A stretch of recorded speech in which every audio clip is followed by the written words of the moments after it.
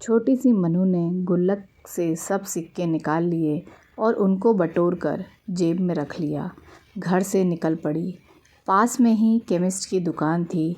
उसके जीने वह धीरे धीरे चढ़ गई।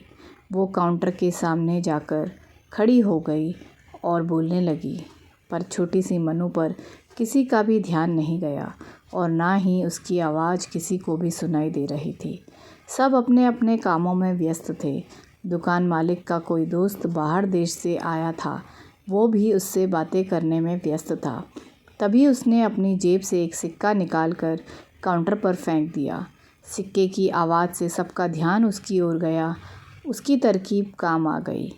दुकानदार उसकी तरफ आया और उससे प्यार से पूछने लगा, बेटा तुम्हें क्या चाहिए?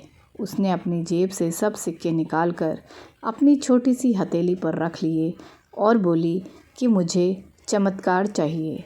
दुकानदार पहले तो समझ नहीं पाया, तो उसने फिर से पूछा। वो बच्ची फिर से बोली कि मुझे चमत्कार चाहिए।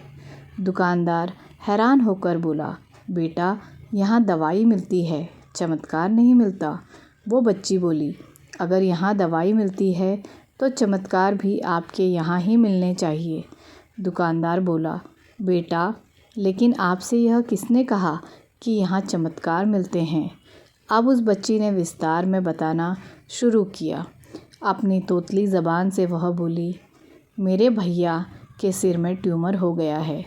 पापा ने मम्मी को बताया है कि डॉक्टर 4 लाख रुपए बता रहे थे।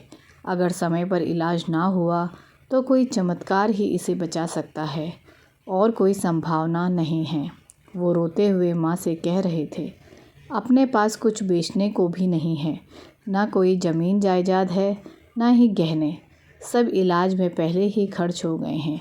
दवा के पैसे बड़ी मुश्किल से जुटा पा रहा हूँ। वो मालिक का दोस्त उसके पास आकर बैठ गया और प्यार से पूछने लगा, अच्छा कितने पैसे लाई हो तुम चमत्कार खरीदने को?